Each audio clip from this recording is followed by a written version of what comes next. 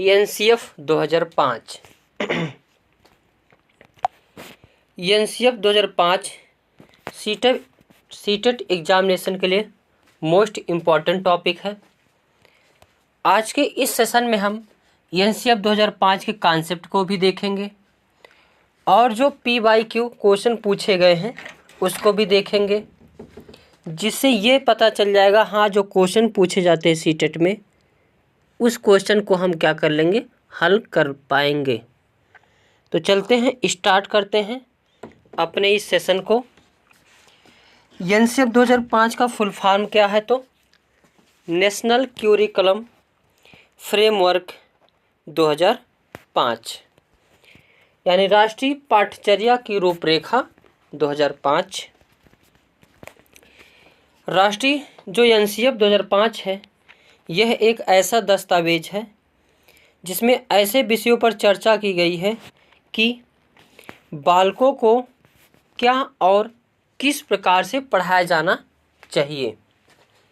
तो एनसीएफ में 2005 में यही बताया गया है कि बच्चों को क्या, कैसे और किस प्रकार पढ़ाना चाहिए। राष्ट्रीय पाठ्यचर्या की रूपरेखा 2005 की उत्पत्ति कहाँ से हुई है? तो रविन्द्रनाथ टैगोर के सभ्यता और प्रगति नामक निबंध से हुई है। ये भी पॉइंट इम्पॉर्टेंट है। और जो राष्ट्रीय एनसीएफ 2005 की रूपरेखा के अनुसार स्कूली शिक्षा पाठ्य पुस्तक केंद्रित ना होकर के बाल केंद्रित होना चाहिए। पाठ्य पुस्तक केंद्रित यानी पाठ्य पुस्तक के अनुसार ही बालक बने हैं, इसका मतलब ये होता है। जबकि पाठ्य पुस्तक केंद्री को नेगेटिव माना जाता है, बाल केंद्रित शिक्षा को बढ़ावा दिया जाता है। तो एनसीएफ भी कहता है कि पाठ्य पुस्तक केंद्रित ना करके बाल केंद्रित किया जाए। और बाल केंद्रित क्या होता है? इसमें हर चीज़ जो है बालक के अनुरूप होगी, चाहे शिक्षा हो चाहे शिक्षण कार्य हो, सभी किसके अनुरूप होगा? तो बालक के अनुरूप होगा। बाल केंद्रित शिक्षा में कहा गया है कि पाठ्यक्रम बालक के अनुरूप हो, ना कि बालक पाठ्यक्रम के अनुरूप। आगे जो इस एनसीएफ 2005 है इसका अनुवाद कितनी भाषाओं में किया गया है? तो संविधान की 8वीं अनुसूची में दी गई सभी भाषाओं में किया गया है। और संविधान की जो है 8वीं अनुसूची में कितनी भाषाओं का वर्णन है? तो 22 भाषाओं का वर्णन है। तो सभी 22 भाषाओं में एनसीएफ 2005 का वर्णन किया गया है।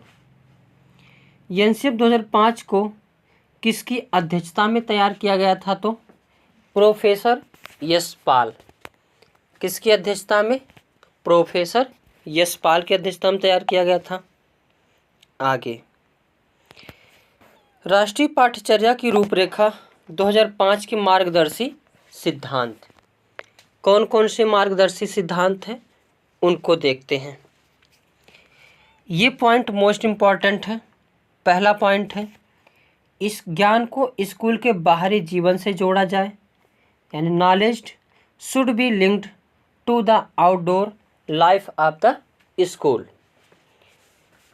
यानी ज्ञान को केवल ज्ञान ही ना माना जाए, बल्कि ज्ञान को जो है बाहरी चीज़ों से जोड़ा जाए। जैसे बालक मार्केट जाता है, सामान खरीदता है, और यानी मैथ ऐसा पढ़ाया जाना चाहिए जो डेली के यूज से संबंधित हो, या ऐसी कहानी सुनाई जानी चाहिए जिससे उस बालक के अंदर नैतिकता का विकास हो। दूसरा पॉइंट है पढ़ाई को रटन प्रणाली से मुक्त किया जाए। अब पहले जो है बच्चों को रटाया जाता था, बेटा 2 दूना 4, 2 तिया 6, 2 1 कम 2।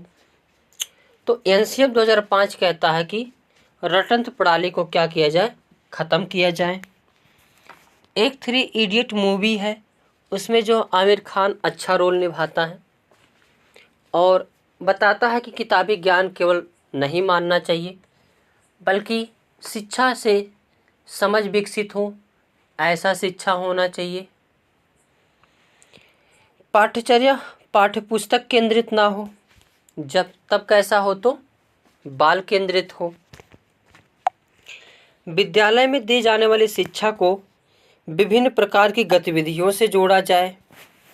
यानी विद्यालय में जो शिक्षा दी जाती है, जैसे केवल उसको जो है ज्ञान ना माना जाए, बल्कि अन्य गतिविधियों से क्या किया जाए, उसको जोड़ा जाए। अन्य गतिविधि जैसे बच्चा कुछ सामान खरीदने जाता है तो मैथ ऐसा होना चाहिए कि इसको डेली यूज से संबंधित हो। अगला, राष्ट्रीय मूल्यों के प्रति आस्थावान विद्यार्थी तैयार किए जाएं।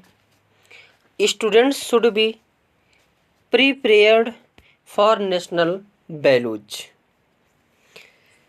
राष्ट्रीय मूल्यों के प्रति, यानी अगर संविधान में देखोगे तो उसमें भी लिखा गया है कि हमारे आदर्श व्यक्तियों जो स्वतंत्रता संग्राम में भाग लिए उनके प्रति आदर किए जाए। तो एनसीएफ भी कहता है कि राष्ट्रीय जो मूल्य है उसके प्रति जो है बालक सजग रहे और उसकी जानकारी उसे रहे। जैसे किसी की इमेज होती है, जैसे टीचर की एक इमेज होती है, बाहर कोई धूम्रपान नहीं कर सकता, अपना सादे ड्रेस में रहना, सादे रूप रंग में रहना है। तो ये जो है राष्ट्रीय मूल्य ऐसे राष्ट्र का भी है, वसुधैव कुटुंबकम। तो ये सभी को बातों को क्या करना है, ध्यान देकर जो है बच्चे के अंदर ऐसे शिक्षा देनी है। नेशनल करिकुलम फ्रेमवर्क 2005 का निर्माण एनसीईआरटी द्वारा किया गया। तो किस द्वारा किया गया है, तो एनसीईआरटी द्वारा।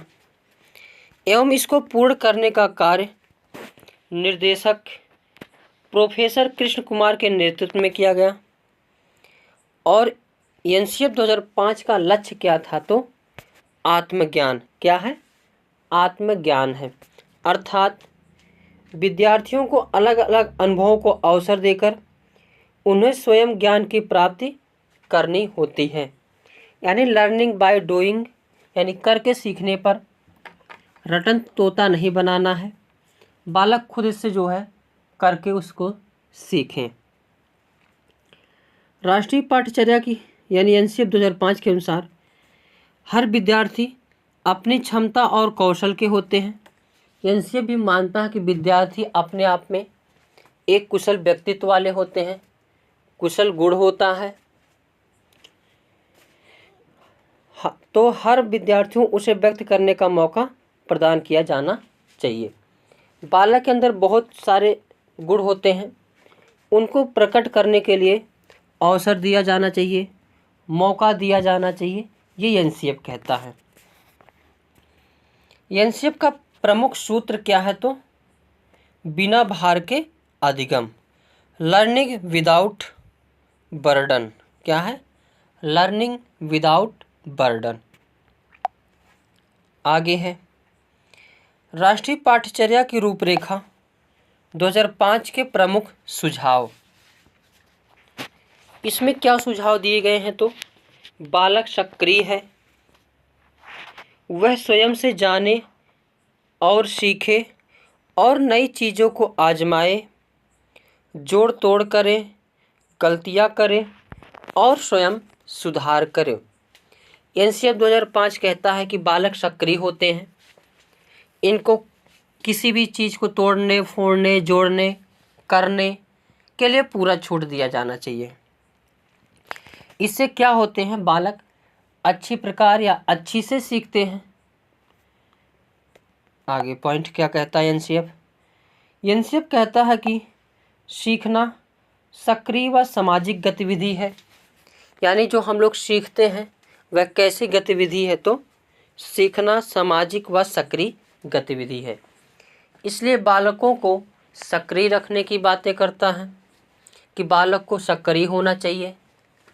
और सक्रिय शब्द पॉजिटिव भी है, पॉजिटिव टैग वर्ड के रूप में भी प्रयोग कर सकते हैं। एनसीईआरटी 2005 कहता है कि सीखने में यांत्रिकता नहीं, यानी बार बार नहीं होनी चाहिए। यानी कोई भी चीज़ सीखना हो उसमें बार बार रिपीटेड यांत्रिकता नहीं होनी चाहिए।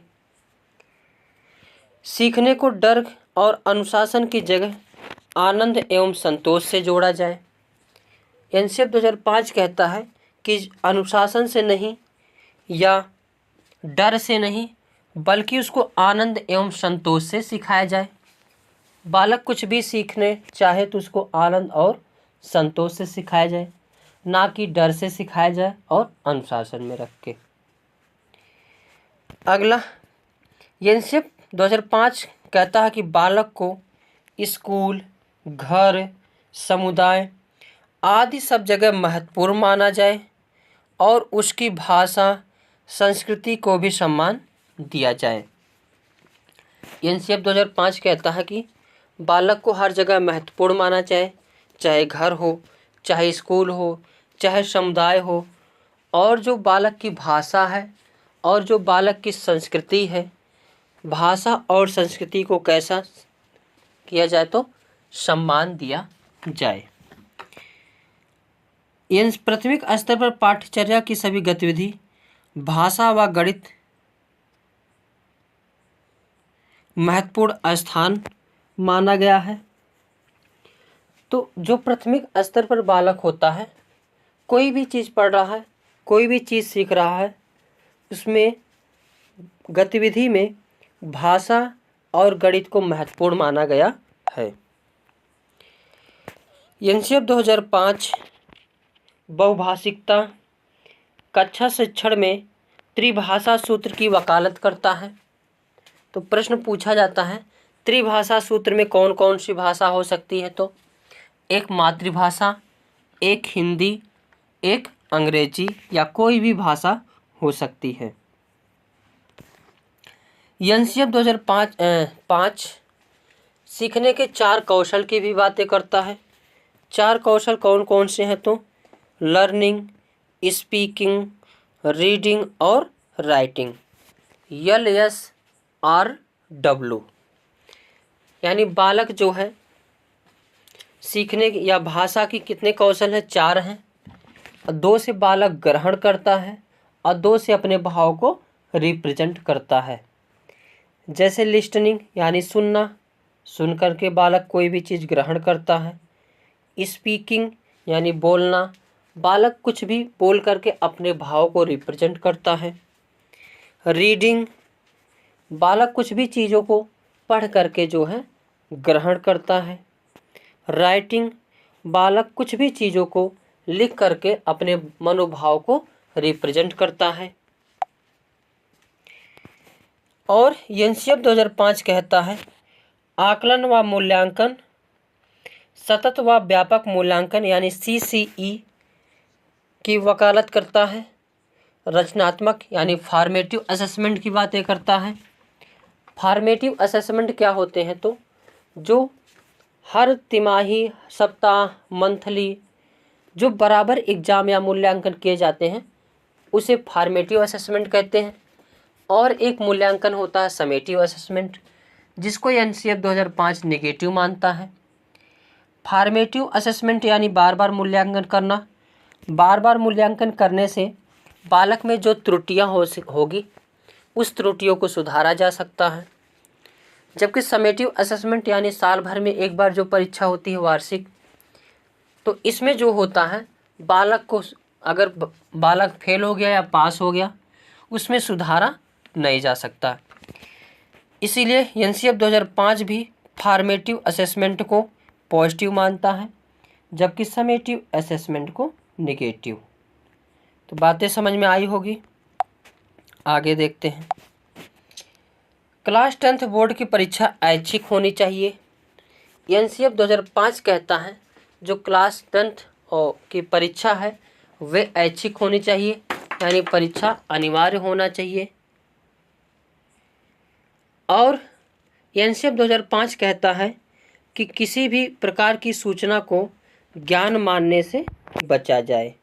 यानी हर चीज़ जो है ज्ञान मानकर बच्चों को नहीं सिखाना है कि बच्चा रास्ते में जा रहे हो पत्ते हिल रहे ये भी ज्ञान है, रास्ते में जा रहे हो कितने पैर बढ़ा रहे हो इसको भी गिनो ये भी ज्ञान है। तो हर चीज़ को यानी हर सूचना को ज्ञान मानने से बचा जाए। विद्यार्थियों को दी जाने वाली शिक्षा में शिक्षण सूत्र कौन सा प्रयोग किया जाता है? तो ज्ञात से अज्ञात की ओर, ये भी मोस्ट इम्पॉर्टेंट पॉइंट है। तो जो बच्चों को पढ़ाया जाना चाहिए वहाँ कौन से शिक्षण सूत्र का प्रयोग करना चाहिए? ज्ञात से अज्ञात की ओर, यानी पहले ज्ञात वस्तुओं को बताना चाहिए, उसके बाद अज्ञात वस्तुओं का चर्चा करना चाहिए।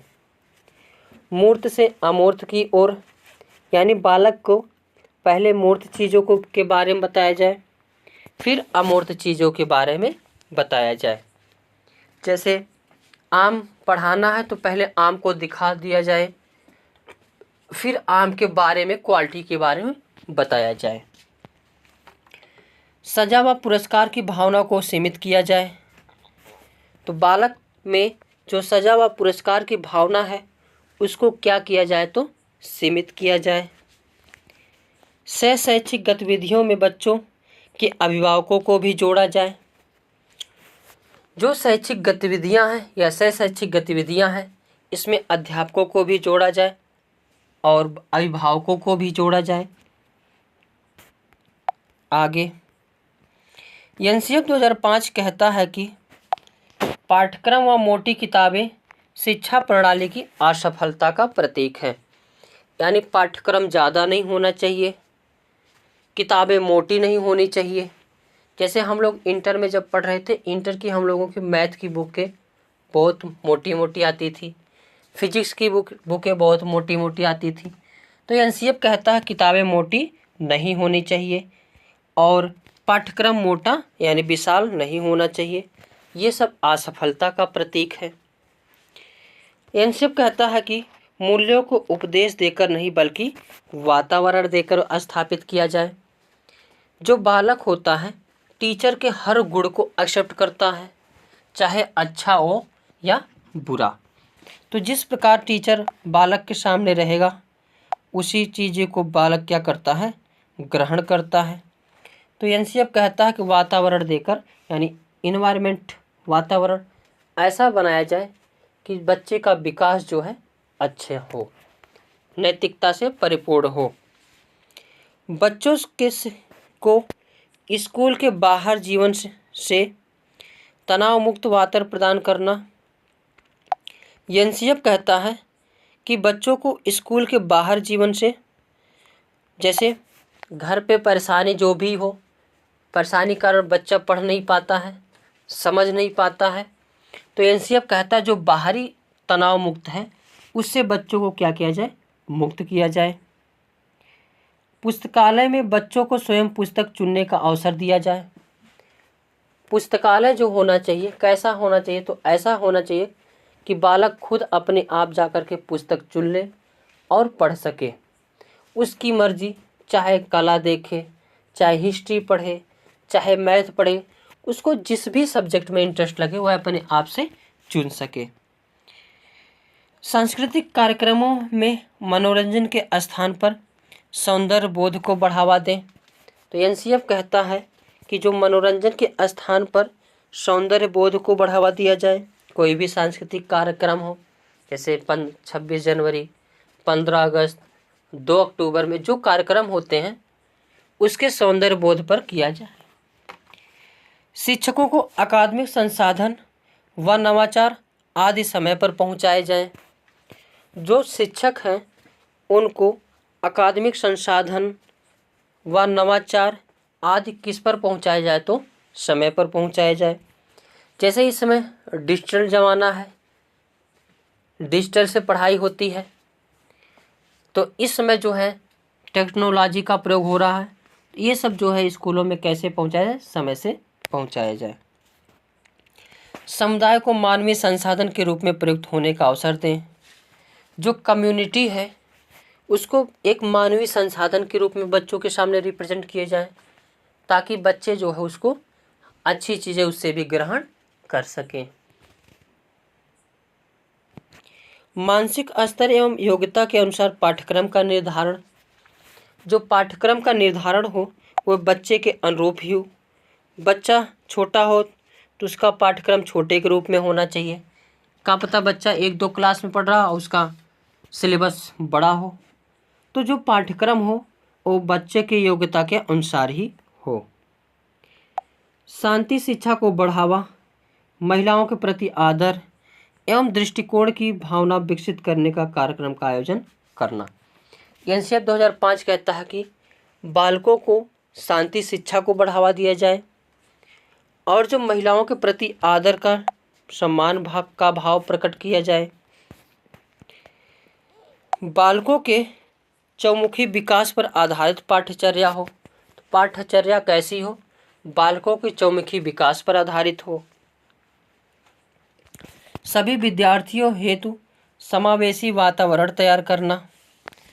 तो समावेशी वातावरण यानी सभी बच्चे जो है एक क्लास में, जैसे कोई क्लास है उसमें विशिष्ट बालक, विकलांग बालक, सभी बालकों को एक साथ शिक्षा देना, यह समावेशी शिक्षा के अंतर्गत आते हैं। इससे अपनत्व का भाव बढ़ता है, किसी भी बालक में द्वेषपूर्ण भावना नहीं प्रकट होती है। तो एनसीएफ भी कहता है कि समावेशी वातावरण या समावेशी क्लास जो है तैयार किए जाएं। एनसीएफ 2005 में शिक्षक के प्रति दृष्टिकोण, शिक्षक को ज्ञान का स्रोत नहीं बल्कि सुगमकर्ता के रूप में एनसीएफ मानता है कि शिक्षक कैसा होना चाहिए। केवल रट्टू तोता नहीं बनाना है, बल्कि बच्चे कोई भी काम कर रहे हैं उसमें हेल्प करने के रूप में शिक्षक को होना चाहिए, यानी सुगमकर्ता के रूप में होना चाहिए। एनसीएफ 2005 में बच्चों के प्रति दृष्टिकोण, बच्चे के सीखने की गति प्रति अलग अलग होती है। सभी बच्चे सक्रिय रूप से पूर्व ज्ञान एवं उपलब्ध सामग्री गतिविधियों के आधार पर अपने लिए अर्थ का निर्माण करते हैं। तो एनसीएफ 2005 यह भी बताता है कि प्रत्येक बच्चे की गति सीखने की, समझने की, बोलने की सबके अलग अलग, यानी सभी बालक अपने आप में विशिष्ट होते हैं, तो उनके आधार पर ही जो है अर्थ निर्माण किया जाए। एनसीएफ 2005 5 विधियों पर जोर देता है। कितनी विधियों पर? तो 5 विधियों पर जोर देता है। करके सीखने, यानी बच्चों को करके सीखने पर जोर दिया जाना चाहिए। लर्निंग बाय डूइंग पर, यह मोस्ट इम्पॉर्टेंट है, इस पॉइंट को एकदम बिल्कुल ध्यान देना है। निरीक्षण विधि यानी इंस्पेक्शन मेथड, परीक्षण विधि यानी टेस्ट मेथड, सामूहिक विधि यानी कलेक्टिव लॉ, मिश्रित विधि यानी मिक्स्ड मेथड। तो एनसीएफ के अनुसार कितनी विधियों पर जोर देता है? 5। करके सीखना यानी बालक करके सारी चीज़ों को सीखे, रट करके ना सिखाया जाए। निरीक्षण विधि यानी बच्चे जो है निरीक्षण करके सीखे, कोई भी चीज़ वैसे मान ना लिया जाए। परीक्षण विधि, इसमें भी टेस्ट करके सीखे, परीक्षण करके सीखे। सामूहिक विधि यानी आपस में रिलेट करके सीखे, आपस में ग्रुप बना करके सीखे। किसी भी प्रॉब्लम को दे दिया जाए, ग्रुप डिस्कशन करा दिया जाए, तो इससे सीखें। मिश्रित विधि, इससे सीखें। आगे राष्ट्रीय पाठ्यचर्या से संबंधित महत्वपूर्ण जो प्रश्न पूछे जाते हैं। राष्ट्रीय पाठ्यचर्या की रूपरेखा 2005 में किसकी समझ प्राप्त होती है? तो रचनावाद यानी कंस्ट्रक्टिविज्म की समझ प्राप्त होती है। रचनावाद क्या होता है? तो कोई भी प्रॉब्लम देने पर बच्चा अपने आप से ढूंढता है, उसको कई सारे रूप से देखता है। जैसे हम लोग, अगर मेरे पास कलम है तो केवल जो सिंपल बालक होगा सोचेगा हाँ कलम से केवल लिखा ही जाता है, लेकिन जब दूसरा कोई और बालक रचनावादी होगा वह सोचेगा बाल भी इससे गठिया सकते हैं, किसी को चौंक भी सकते हैं, किसी को मार भी सकते हैं। तो ये सारे चीज़ें जो किसी भी चीज़ के बारे में कई प्रकार से सोच लेना, ये रचनावाद होता है। राष्ट्रीय पाठ्यचर्या के अनुसार शिक्षक की भूमिका कैसी होनी चाहिए? तो सुविधादाता यानी फैसिलिटेटर यानी सुगमकर्ता के रूप में होनी चाहिए। एनसीएफ 2005 की फुल फॉर्म क्या है? तो नेशनल क्यूरिकुलम फ्रेमवर्क जो कुछ प्रश्न इंपॉर्टेंट पूछे गए हैं वो सबको देखते हैं। सिखाने का उद्देश्य बहुभाषावाद, और किस पर बल देता है तो करके सीखने यानी लर्निंग बाय डूइंग पर बल देता है।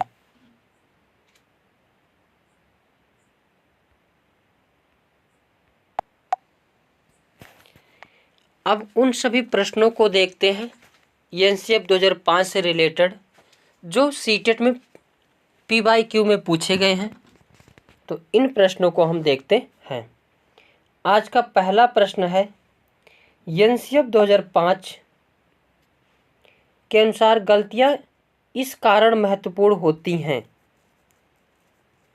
तो पहला ऑप्शन है यह विद्यार्थियों को उत्तीर्ण एवं अनुत्तीर्ण समूह में वर्गीकृत।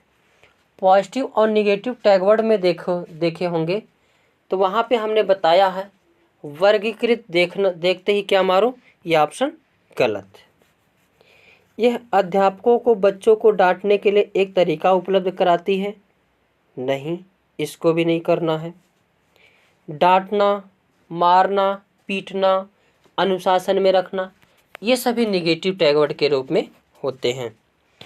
सी ऑप्शन है यह बच्चे के विचार के अंतर्दृष्टि उपलब्ध कराती है तथा समाधानों को पहचानने में सहायता करती है। तो जो भी बालक अगर कोई है वह गलती करता है उसको पॉजिटिव वे में लेना है।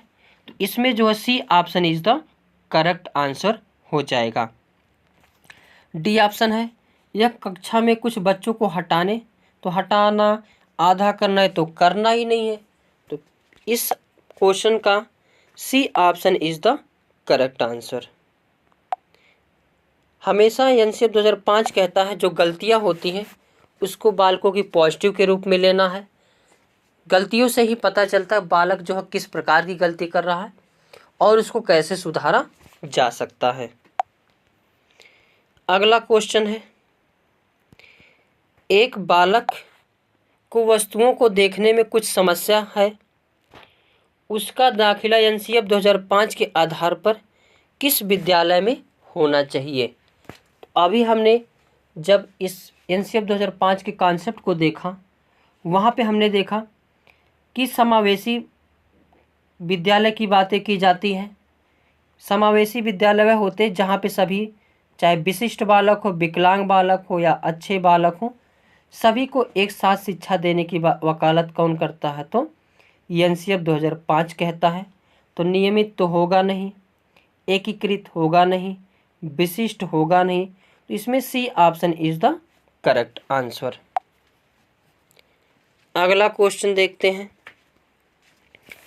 एनसीएफ 2005 ने अपनी समझ से प्राप्त की है।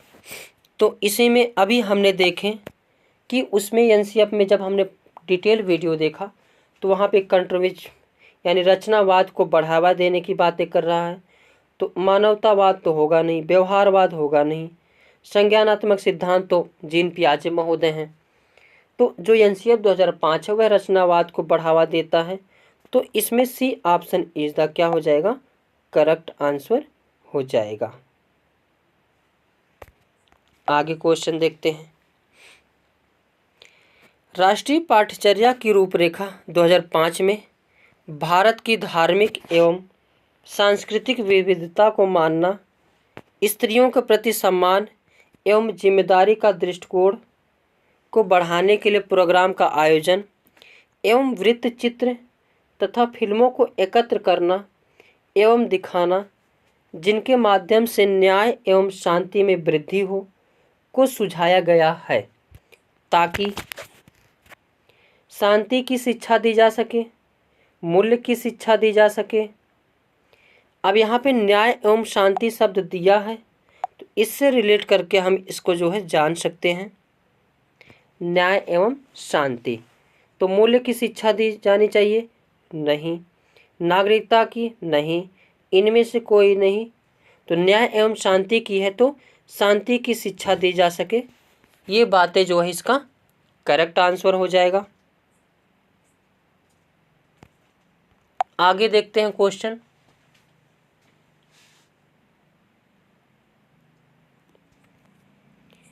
इनमें से कौन सा पाठ्यचर्या एनसीएफ 2005 मार्गदर्शित सिद्धांत नहीं है? तो अभी हमने पॉइंट को देखा, ऊपर वीडियो में कंप्लीट देखा। तो ऑप्शन देखते हैं। ज्ञान को स्कूल को बाहरी जीवन से जोड़ा जाए, ये तो मार्गदर्शी सिद्धांत है, इसलिए ये गलत है। पढ़ाई को रटन, यहाँ पे है रटन, प्रणाली से मुक्त कराना, ये भी है, इसीलिए नहीं। अंग्रेजी भाषा में शिक्षा देना, यही जो है नहीं है, इसलिए इसका आंसर जो है नहीं है। अब यहाँ पे प्रश्न में नहीं पूछा है, तो नेगेटिव का answer negative is the correct answer हो जाएगा। बच्चों को के चौमुखी विकास का अवसर उपलब्ध करना, तो ये तो है, इसलिए नहीं है। तो इस जो क्वेश्चन का आंसर हो जाएगा अंग्रेजी भाषा में शिक्षा देना, तो इसका C option is the correct answer. यहाँ पे नहीं पूछा है, तो नहीं का आंसर नहीं सही होगा। आगे क्वेश्चन है, राष्ट्रीय पाठ्यचर्या की रूपरेखा 2005 की संस्तुतियों के संबंध में कौन सा कथन सत्य नहीं है? प्रश्न में ध्यान देना रहेगा, वहाँ पे नहीं है कि पूछ रहा है कि हाँ है पूछ रहा है, क्योंकि पेपर में आजकल ऐसे ही भटकाया जा रहा है। नहीं है यानी नेगेटिव आंसर ज़्यादा पूछे जा रहे हैं। इसमें विश्वविद्यालय को राजनीति से मुक्त रखना, ये नहीं है, इसीलिए सही होना चाहिए। ज्ञान को बाह्य जीवन से जोड़ना चाहिए, ये तो कहा गया है, इसलिए नहीं होगा। राष्ट्र की प्रजातांत्रिक मूल्यों का सम्मान, ये भी सही है, इसलिए नहीं होगा। परीक्षाओं में लचीलापन हो, ये भी सही, इसलिए नहीं होगा। इसमें निगेटिव बोला है, तो निगेटिव भाई का भाई negative is the correct answer. तो इस प्रश्न का आंसर हो जाएगा A option is the correct answer. आगे क्वेश्चन देखते हैं। हाँ, इसमें बातें देख लीजिए। राष्ट्रीय पाठ्यचर्या की रूपरेखा 2005 की संस्तुतियों निम्न है। ज्ञान को बाह्य जीवन से जोड़ा जाए, प्रजातांत्रिक मूल्यों को सम्मान दिया जाए, परीक्षाओं में लचीलापन हो, सतत एवं व्यापक मूल्यांकन हो, समावेशी शिक्षा हो, इन सब की बातें एनसीएफ करता है। आगे क्वेश्चन देखते हैं। एनसीएफ 2005 की रूपरेखा यानी 2005 के अनुसार भाषा के लिए क्या बातें कही गई है? तो अभी हमने देखा कि एनसीएफ त्रिभाषा की बातें करता है, एक मातृभाषा हो, एक इंग्लिश हो या हिंदी हो, और एक अन्य कोई भी भाषा हो सकती है। तो इसका जो है C option is the correct answer हो जाएगा। एक भाषा नहीं, द्विभाषा नहीं, बहुभाषा नहीं, जबकि एनसीएफ 2005 कहता है त्रिभाषा की वकालत करता है। आगे क्वेश्चन है, राष्ट्रीय पाठ्यचर्या की रूपरेखा 2005 के अनुसार शिक्षण की भूमिका है। तो शिक्षण की भूमिका के बारे में बताया जा रहा है। तो अभी हमने देखा सुविधादाता के रूप में यानी फैसिलिटेटर के रूप में या सुगमकर्ता के रूप में होना चाहिए, अधिनायकवादी में नहीं, अनुमतवादी नहीं, सत्तावादी नहीं। तो इस ऑप्शन में हो जाएगा कि शिक्षण की, यहाँ पे शिक्षक की भूमिका रहेगी। किसकी? शिक्षक की भूमिका कैसी होनी चाहिए? तो एक सुविधादाता के रूप में होनी चाहिए। तो इसका भी option C is the correct answer. आगे क्वेश्चन है, राष्ट्रीय पाठ्यचर्या एनसीएफ 2005 के अनुसार अधिगम अपने स्वभाव में निष्क्रिय, ये तो नेगेटिव टैग वर्ड देखते ही गलत मारो, निष्क्रिय तो ये तो वैसे भी दो हो गए, सक्रिय एवं सामाजिक, सक्रिय एवं सरल। तो अधिगम में स्वभाव जो है कैसा होना चाहिए? तो सक्रिय एवं सरल। तो इसका D option is the correct answer. आगे क्वेश्चन है, पाठ्यचर्या ऐसी हो जो पाठ्य पुस्तक के ज्ञान को पुनः प्रस्तुत करने के स्थान पर बच्चों को अपने आवाज़ें पाने, कार्य करने के लिए अपने जिज्ञासा का पोषण करने, प्रश्न पूछने, जांच पड़ताल करने, तथा अपने अनुभव को बांटने तथा विद्यालय के ज्ञान के साथ जोड़ने में सक्षम बनाए। तो इसमें देखा जाए टैगवर्ड के हिसाब से हल करेंगे, आसानी से आंसर मिल जाएगा। बच्चों को उनकी अपनी समझ, अपने ज्ञान को साझा करने से प्राप्त अवसर देना, ये तो ऑप्शन पहले ही दिख गया। अवसर शब्द तो इस तो पॉजिटिव हो गया, तो इसका आंसर जो यही होना चाहिए। हालांकि और भी ऑप्शन देखते हैं। बच्चों को अनुभव को निरस्त, ये देखो निगेटिव टैगवर्ड, देखते ही गलत मारेंगे। पाठ्य पुस्तक के अध्यायों को क्रमवार पूरा करना, ये भी। शिक्षिका अच्छे प्रश्न पूछे और ये भी नहीं करना, तो इसमें जो है पॉजिटिव नेगेटिव टैगवर्ड से हम आसानी से प्रश्नों को हल कर सकते हैं। इसमें जो है A option is the correct answer. अगला क्वेश्चन है, राष्ट्रीय पाठ्यचर्या की रूपरेखा 2005 के अनुसार गणित शिक्षण का मुख्य उद्देश्य है, यानी गणित शिक्षण का मुख्य उद्देश्य क्या होना चाहिए, इसके बारे में बताना है। बच्चों को अंक गणित का ज्ञान देना, बच्चों में गणित के प्रति रुचि पैदा करना, बच्चों में तार्किक चिंतन तथा समस्या समाधान योग्यता का विकास करना।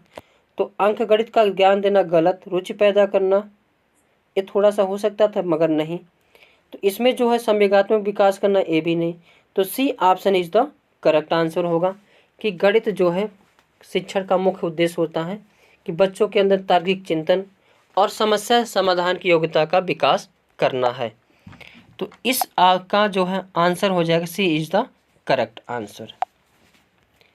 आगे प्रश्न है, राष्ट्रीय पाठ्यचर्या की रूपरेखा 2005 के आधारभूत सिद्धांतों में निम्नलिखित में से कौन सा भाग सम्मिलित नहीं है। इस बातों को ध्यान रखना है, निगेटिव ज़्यादा प्रश्न आजकल पूछे जा रहे हैं। अच्छी बाह्य परीक्षाओं का आयोजन करना, ये निगेटिव पूछा है। तो अच्छी बाह्य परीक्षा, देखो ये परीक्षा के लिए तैयार व्यार करना निगेटिव होता है। हालांकि निगेटिव है तो निगेटिव का भाई सही ऑप्शन होगा, तो निगेटिव ही पूछा, तो इसका A option is the correct होना चाहिए। और भी ज्ञान देखते हैं, पुस्तक ज्ञान को वास्तविक जीवन से जोड़ना, ये तो सही है इसलिए ये गलत है। पुस्तकों को इतर यानी बाहरी ज्ञान से जोड़ना, ये भी बातें सही है इसलिए ये गलत है। रटने को महत्व ना प्रदान करना, ये भी बातें सही इसलिए ये गलत है। तो क्योंकि इसमें निगेटिव पूछा है तो इसका A option is the correct answer. आगे क्वेश्चन है, एनसीएफ 2005 के संस्कृतियों के अनुसार कक्षा एवं 1 एवं कक्षा 2 के विद्यार्थियों के लिए मूल्यांकन का तरीका होना चाहिए। तो प्रेक्षण के आधार पर, लिखित के आधार पर। कक्षा 1 एवं 2 है तो लिखित नहीं, मौखिक नहीं, प्रेक्षण नहीं, तो लिखित एवं मौखिक परीक्षण के आधार पर। तो C option is the correct answer. आगे क्वेश्चन है, एनसीएफ 2005 के संबंध में निम्न में से कौन सा कथन सही है। वह भारत की विद्यालय शिक्षा के संबंध में एक संवैधानिक संशोधन है, पहला पॉइंट। दूसरा है, यह एनसीईआरटी द्वारा तैयार किया गया दस्तावेज है जो भारत की विद्यालय शिक्षा के संबंध में संस्तुतियाँ प्रस्तुत करता है। तो अभी हमने जब डिटेल से एनसीएफ के बारे में पढ़ा तो उसमें लिखा था कि एनसीएफ 2005 एनसीईआरटी के द्वारा तैयार किया गया है। तो इसमें ए ऑप्शन गलत हो गया, बी ऑप्शन इसमें सही लग रहा है। तीसरा देखते हैं, यह भारत में गुणात्मक ये सब बातें ही नहीं की गई है, तो इसका option B is the correct answer हो जाएगा। अगला क्वेश्चन है, राष्ट्रीय पाठ्यचर्या की रूपरेखा 2005 में शांति शिक्षा को बढ़ावा देने के लिए कुछ क्रियाओं की अनुशंसा की गई है। पाठ्यचर्या की रूपरेखा में निम्न में से किसे सूचीबद्ध किया गया है। तो देखते हैं आंसर। पहला ऑप्शन, महिलाओं के प्रति आदर एवं जिम्मेदारी दृष्टिकोण विकसित करने के लिए कार्यक्रम आयोजित किया जाए। ये तो बातें कही गई है कि महिलाओं के प्रति सम्मान की भावना दिखाई जाए। नैतिक शिक्षा ऐसी बातें उसमें तो हमने अभी पढ़ा नहीं। शांति शिक्षा को एक अलग अलग तो करना ही नहीं है, देखते ही गलत। शिक्षा को पाठ्यक्रम में सम्मिलित ऐसे भी बातें नहीं की गई है। तो महिलाओं के प्रति आदर एवं जिम्मेदारी का दृष्टिकोण विकसित करने के लिए कार्यक्रम का आयोजित किए जाए, ये इसमें एनसीएफ में बातें कही गई है। तो इसका A option is the correct answer. आगे क्वेश्चन है,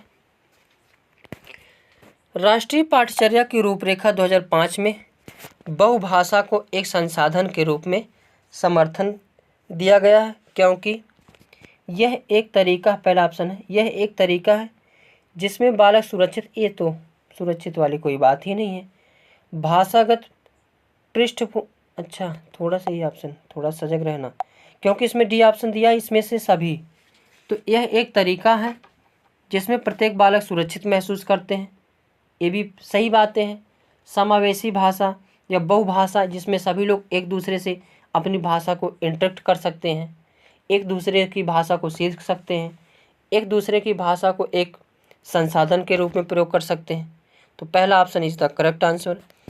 भाषागत पृष्ठभूमि के कारण कोई भी बालक पीछे ना छूट जाए, ये भी बात सही है कि एक दूसरे से रिलेट करके एक दूसरे की भाषा को सीखेंगे, एक दूसरे को भाव को जानेंगे, ये भी ऑप्शन सही है। यह बालकों को अपने पर विश्वास के लिए प्रोत्साहन देगा, तो ये भी सही है। तो क्योंकि इसमें ऑप्शन सही है, डी दिया है इनमें से सभी, तो ये ऑप्शन हो जाएगा। अगर ऑप्शन डी नहीं होता तो इसमें जो है option A is the correct answer होगा। हालांकि इसमें ऑप्शन डी दिया है इनमें से सभी, तो D is the correct answer हो जाएगा। टीचिंग मेथड जो सीटेट एग्ज़ाम के लिए मोस्ट इम्पॉर्टेंट है सेशन। अगर टीचिंग एग्ज़ाम में शिक्षण विधियाँ पूछी जाएगी तो यहीं से प्रश्न उठेगा और यही शिक्षण विधियाँ पूछी जाती है। तो स्टार्ट करते हैं। पहली विधि है आगमन विधि। आगमन विधि यानी इंडक्टिव मेथड। आगमन विधि के जनक या प्रतिपादक अरस्तु महोदय हैं।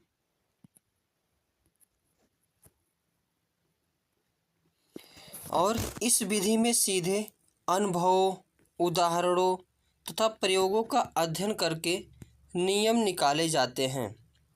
यह शिक्षण विधि छात्र केंद्रित होती है और विद्यार्थियों को करके सीखने पर यानी लर्निंग बाय डूइंग पर बल देती हैं।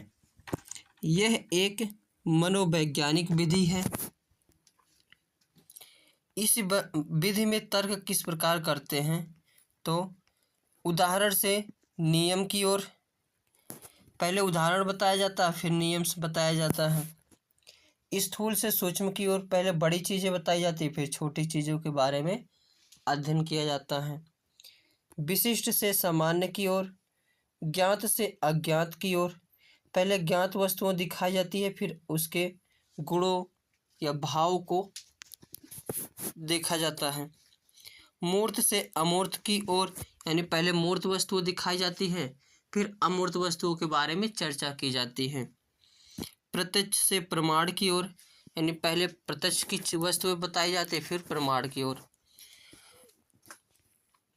दूसरी विधि है निगमन विधि यानी डिडक्टिव मेथड। निगमन विधि के जनक या प्रतिपादक भी अरस्तु महोदय हैं और आगमन विधि का विपरीत विधि निगमन विधि होती है। इसमें सर्वप्रथम विद्यार्थियों को नियमों का ज्ञान दे दिया जाता है। इसके पश्चात उदाहरण देकर उन नियमों को समझाया जाता है। यह एक शिक्षक केंद्रित विधि है।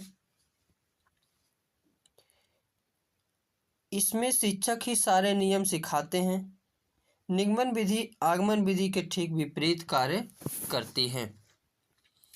इस विधि में तर्क करते हैं प्रमाण से प्रत्यक्ष की ओर, सूक्ष्म से स्थूल की ओर, सामान्य से विशिष्ट की ओर, अज्ञात से ज्ञात की ओर,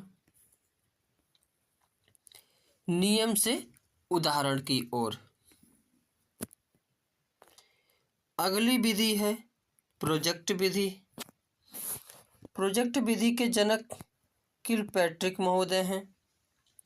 और यह विधि अनुभव केंद्रित विधि होती है।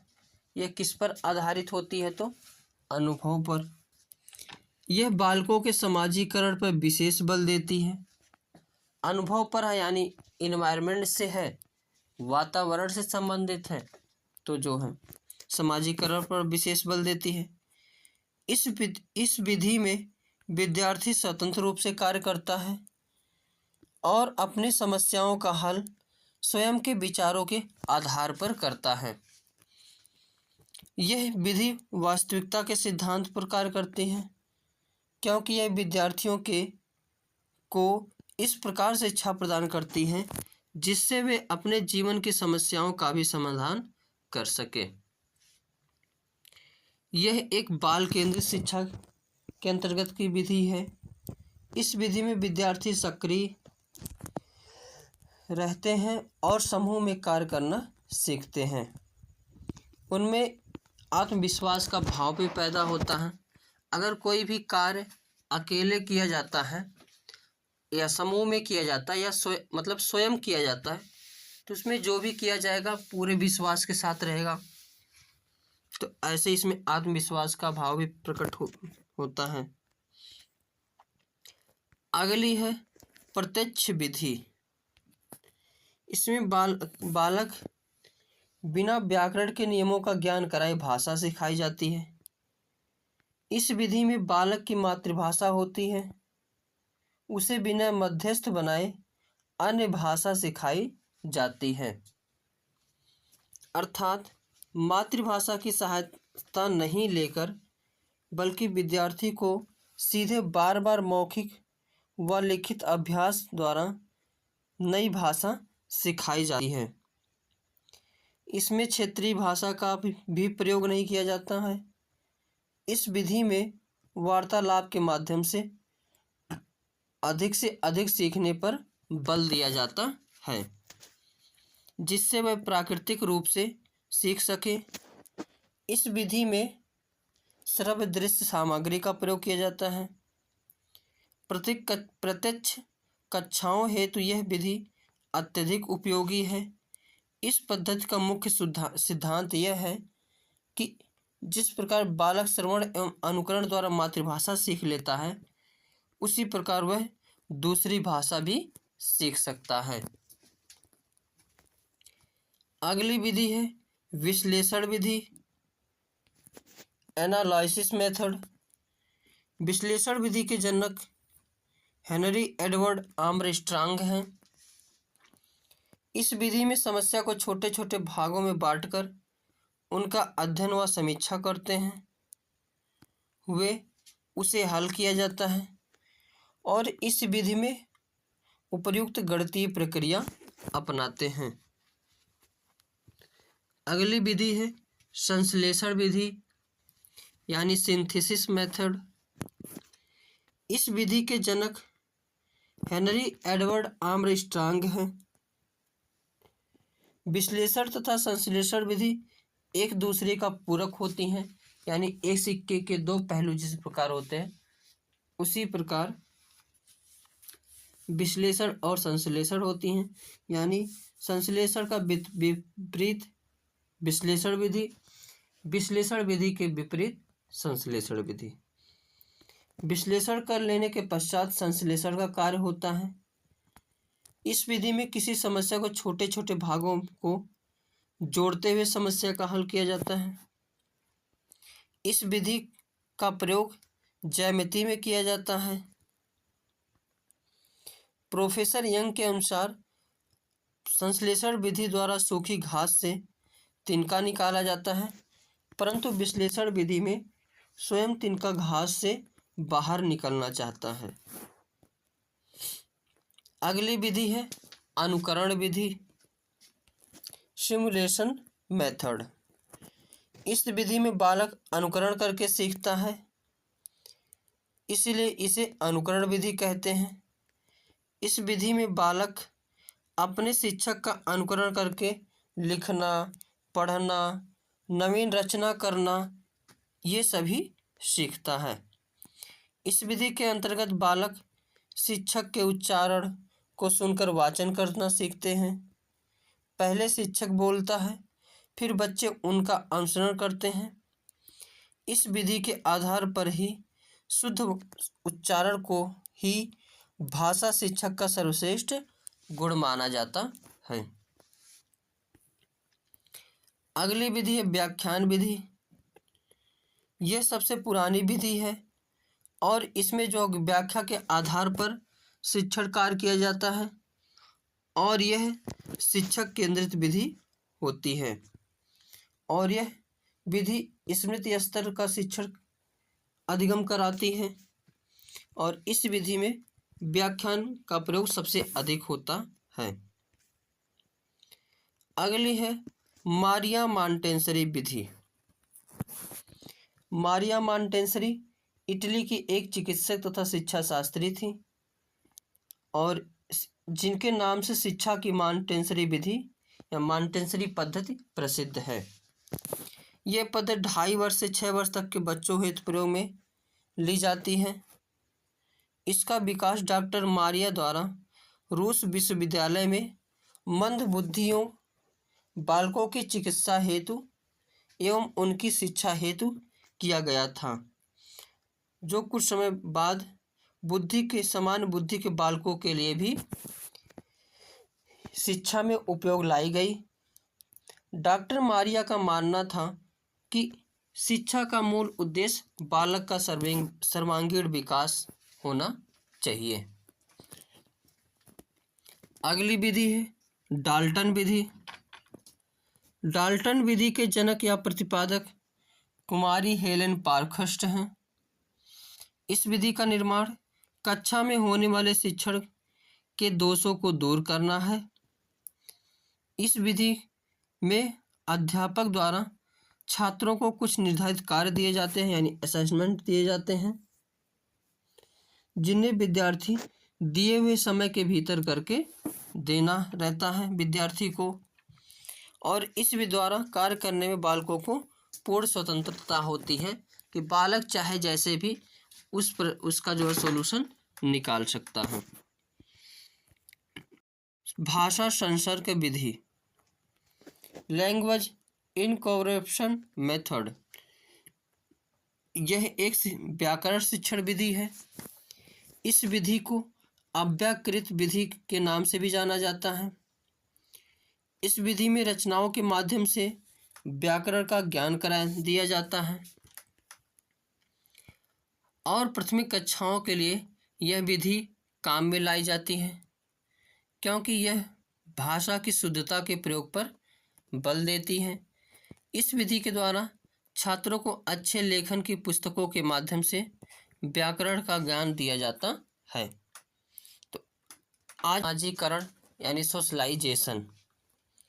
सामाजीकरण क्या है? तो यह एक ऐसी प्रक्रिया है जिससे मानव समाज द्वारा सीखता है और यह पूरे जीवन तक निरंतर चलती रहती है। सामाजिकरण यानी समाज की जो बातें हैं उसको एक्सेप्ट करना और जो समाज की बातें नहीं हैं उसको नकार देना, यही सामाजिकरण कहलाता है। सामाजिकरण की प्रक्रिया, प्रोसेस ऑफ सोशलाइजेशन। पालन पोषण यानी चाइल्ड रियरिंग। बालक के सामाजिकरण में पालन पोषण ज़्यादा प्रभाव पड़ता है क्योंकि अगर बच्चे का पालन पोषण अच्छे तरीके से नहीं होता तो बच्चा समाज के साथ समायोजन करने में कठिनाई महसूस करता है। उसके बाद सहयोग। बच्चा समाज के सहयोग से ही समाज का हिस्सा बनता है। जैसे जैसे बालक अपने साथ अन्य व्यक्तियों का सहयोग पाता है वैसे वैसे वह दूसरों लोगों के साथ अपना सहयोग भी प्रदान करना आरंभ कर देता है। अगली है और अनुकरण के माध्यम से भी समाजीकरण होता है। अनुकरण का मतलब होता है नकल करके सीखना। बच्चा बड़ों की बातों का अनुकरण करके सीखता है और समाज का एक हिस्सा बन जाता है। पुरस्कार एवं दंड के माध्यम से भी जब बालक समाज के आदर्शों मान्यताओं के अनुसार व्यवहार करता है तो लोग उनकी प्रशंसा करते हैं। इसके विपरीत जब बालक असामाजिक व्यवहार करता है तो उसे दंड मिलता है, जिसके भय से वह ऐसा कार्य दोबारा नहीं करता है। अब देखते हैं समाजीकरण की इकाइयों के प्रकार।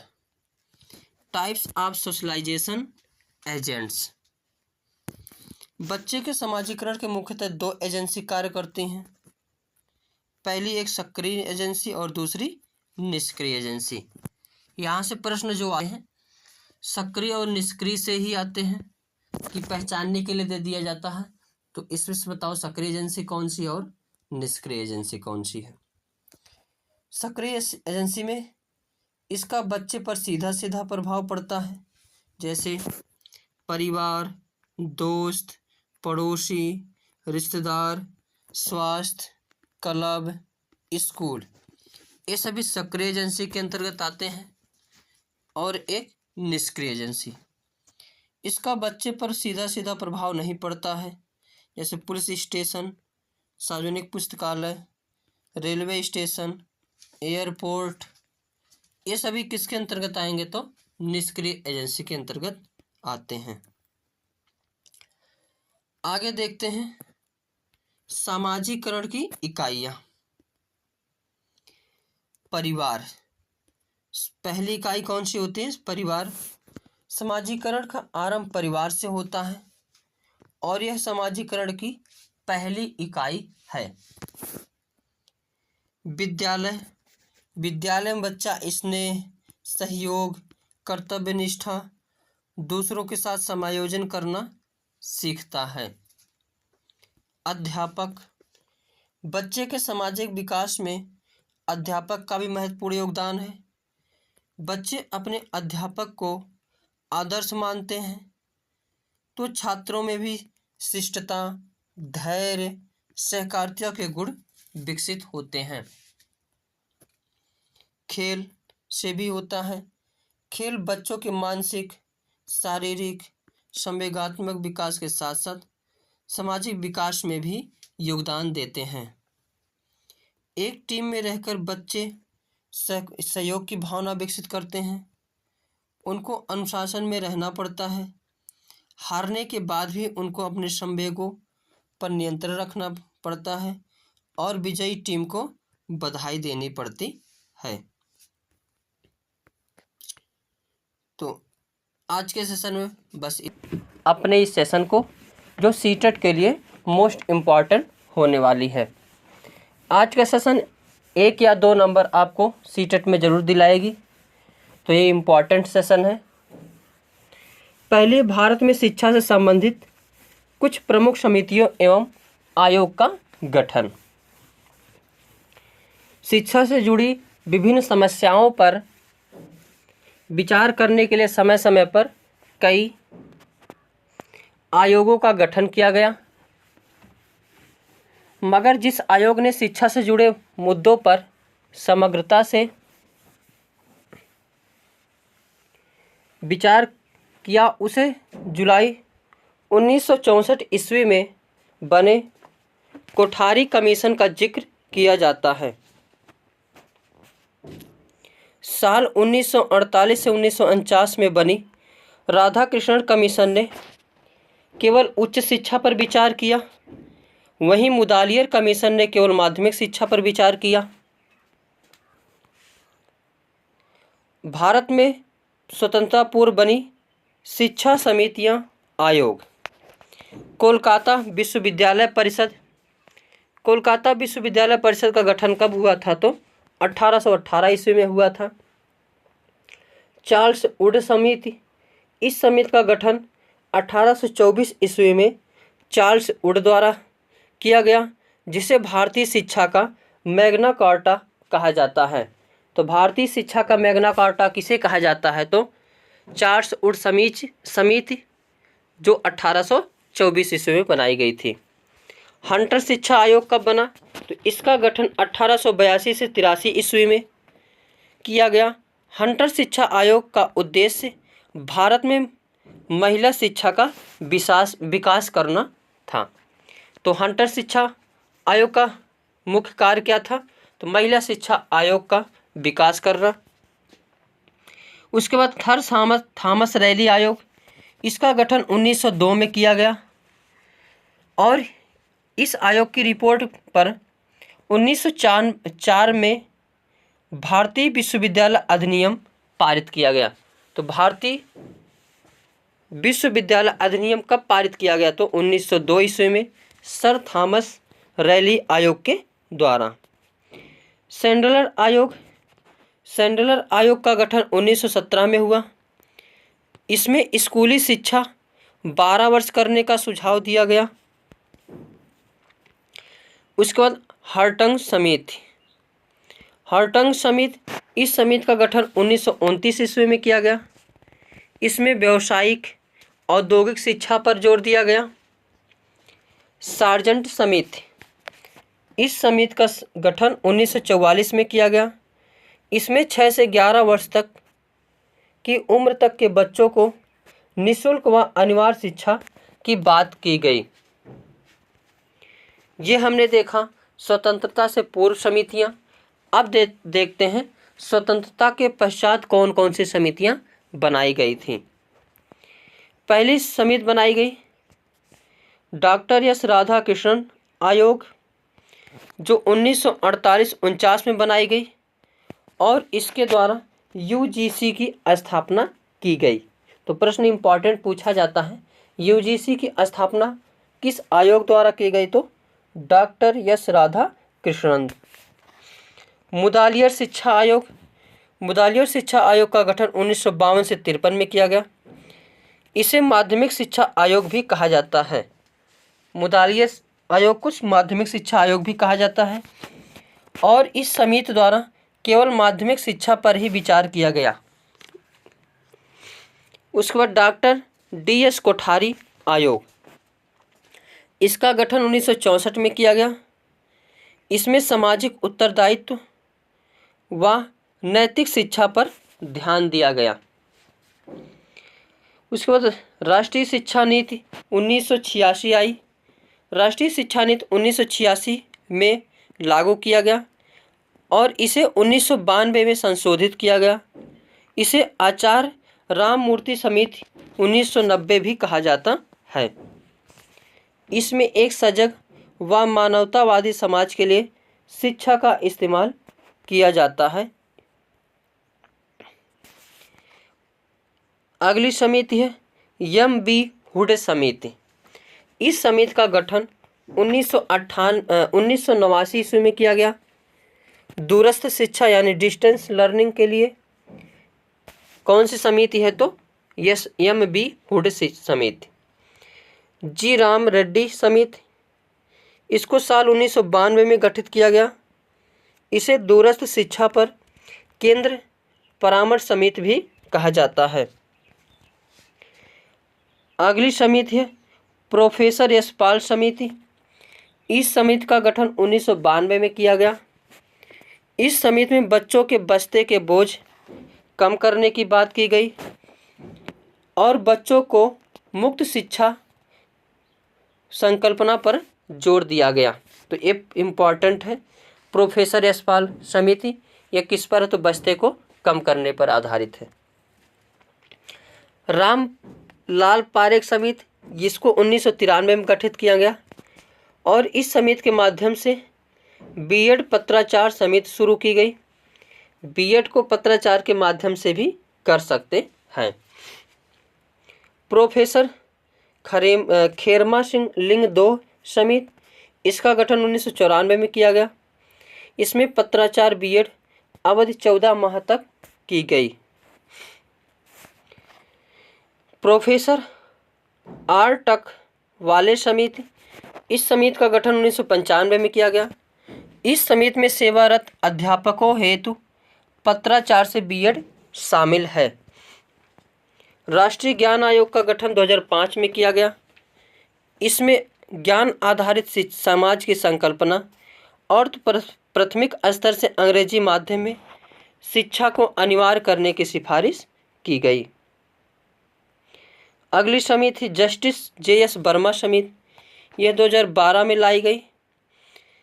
इस समिति का गठन शिक्षकों की क्षमता की समय समय पर जांच के लिए किया गया।